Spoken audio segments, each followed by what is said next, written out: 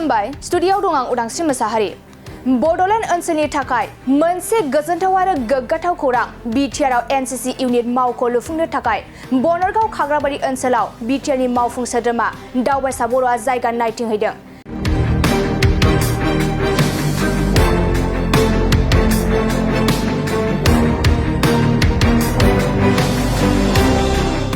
जोंनि बड'लेण्ड ओनसोला गुबुन बिथिङाव मोनसेनि उनाव मोनसे जौगालांगासिनो दं।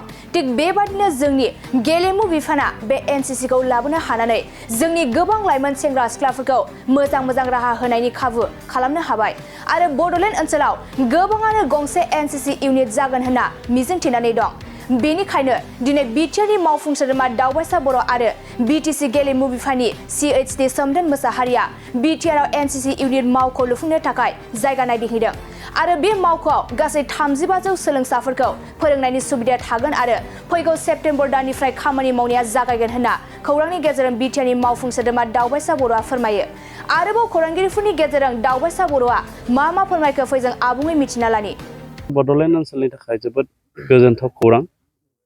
जोंनि ओनसोलाव गोबाङानो लुबैदोंमोन आरो गोबाङानो मिजिं दंमोन जे बड'लेण्ड ओनसोलाव गंसे NCC नि इउनिट जाथों आरो बेबायदिनो दिनै जोंनि बड'लेण्ड ओनसोलाव 73 आसाम बेटेलियन होननाय मोनसे NCC नि इउनिटखौ जोङो मोनदों आरो बिनि थाखायनो जोङो बे NCC इउनिटखौ बेहाय बासायनो थाखाय जों हाखौ नायनो फैदों आरो बे NCC इउनिटनिफ्राय 35 माने फरायसुला फरायसुलिखौ फोरोंनायनि बेहाय बेबस्था दङ। आं सान्दों बेखिना जिहेतु सिदा केपासिटि दङ बे हिसाबै जोंनि BTR ओनसोलनि हायार सेकेन्डारिनिफ्राय लानानै कलेजसिम जिखिना दङ गासैयावबो जोङो बे NCC नि फोरोंनायनि खाबु बेखौ जोङो होनो हागोन। दा NCC आ जोबोद गोनां जों बयबो मिन्थिगौ कलेज लाइफआव सेंग्रा सिख्लाफोरनि थाखाय आरो NCC नि गेजेरजों गावनि जिउखौ दानो थाखाय सोरबा डिफेन्सआव सोरबा बायदि साख्रियाव थांनायनि खाबुआबो दङ आरो गावनि जि डिसिप्लिन गावनि जि आब्रुथि बेखौबो NCC नि गेजेरजों जोङो खालामनानै लानो हायो। दा बेखायनो जोंनि बड'लेण्ड ओनसोलनि थाखाय जोबोद गोग्गाथाव आरो गोजोनथाव खौरां। जोंनि बड'लेण्ड ओनसोला जिहेतु गुबुन बिथिङावबो मोनसेनि उनाव मोनसे जौगालांदों थिग बिदिनो जोंनि गेलेमु आरो लाइमोन अनसाय बिफाना एबा स्पर्ट्स एन्ड युथ वेलफेयार डिपार्टमेन्टआबो बे NCC खौ लाबोनो हानानै जोंनि बड'लेण्ड ओनसोलनि गोबां लाइमोन सेंग्रा सिख्लाफोरनो जों गोबां मोजां खाबु होनायनि जि राहा जों बेखौ खालामनाय जादों। बेसेबांखिनि हानि गोनांथि NCC नि जि गोजौ बिफानारि बिथांमोना जोंनो लाइजाम लिरहरदों बिथांमोना 5 एकड़ बेखिनि हाखौ अत्यन्त मिनिमाम खमैबो 5 एकड़नि हा बिथांमोना जोंनो लाइजाम लिरहरदों नाथाय जोङो बेहाय 50 बिगासो हा होनायनि थाखाय जोङो सिन्था सरसा खालामनाय जादों आरो बिनि थाखाय जोंनि हा आरो खाजोना बिफान लेन्ड एन्ड रेभिनिउ बिफान बिथांमोननिसिम जोङो लाइजाम लिरबाय आरो बिथांमोना थाबैनो अफिसियेल जिखिनि खामानि दङ प्रसेस दङ बेखौ खालामनानै बे NCC नि मुङै थाबैनो बिथांमोना हानि एलटमेन्टखौ खालामनानै होगोन।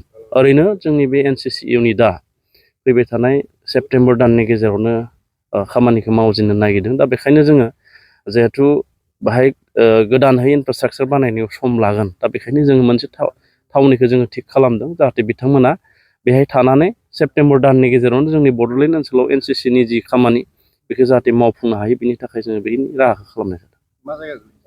नैबे बनरगाव खाग्राबारि बे ओनसोल आरो बे ओनसोलनि रायजो राजाफ्रा बे हाखौ देखायनानै होदों आरो जोंबो फैनानै गोजोननाय मोन्दों। मोजां लकेसन दैमा सेर आरो गोबां थावनि दङ गोबां जायगा दङ बेयाव फायरिं रेन्ज बानायोब्लाबो गुबुन जेबो खैफोदनिफ्राय बा बे जेबो साननो गोनां गैया। दा बेखायनो बेखिनि हाखौ जोङो नायनानै फैनाय जादों आरो बेहायनो अलमस्ट फाइनाल जानानै दङ बेहायनो बानायगोन। एक्सिलेन्ट एकाडेमि बागानपारायाव 10 थाखोनि मुं थिसननाया सोलिगासिनो दं। गोसो गुदुं फरायसा फरायसुलिफ्रा गुन गोनां सोलोंथाइ मोननो थाखाय एक्सिलेन्ट एकाडेमि बागानपारायाव मुं थिसननो हागोन। बाक्सा जिल्लानि बागानपारा सारियालिनि सानजा फारसे थांनाय लामानि साखाथियाव दं एक्सिलेन्ट एकाडेमि बागानपारा। बे एक्सिलेन्ट एकाडेमि बागानपारायाव नांगौबादि गुन गोनां सोलोंथाइनि राहा दं।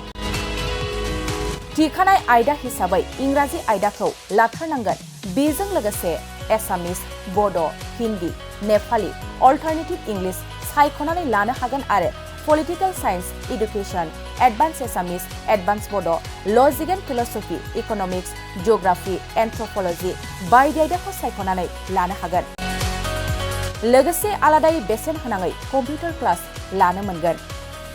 एक्सेलेन्ट एकाडेमि बागानपारायाव experience and qualified teachers, best education with adorable fees, education with modern technology. The admission fees charge would be considered for below poverty line and brilliant students.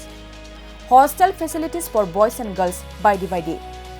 थांनाय 2022 मायथाइयाव फोसावजानाय आसाम हायार सेकेन्डारि जोबथा आनजादनि फिथाइयाव बे excellent academy बागानपारानिफ्रायनो Anamika Brahma मुंनि सासे फरायसुलिया 92% लानानै अल Assam subject topper जानो हादोंमोन।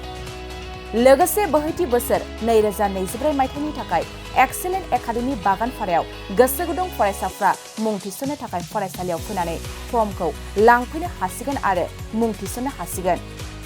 गुवारै मिथिसारनो थाखाय 9954505027 8011337530 नाम्बारनि गेजेरजों फोनांजाब खालामनो हागोन।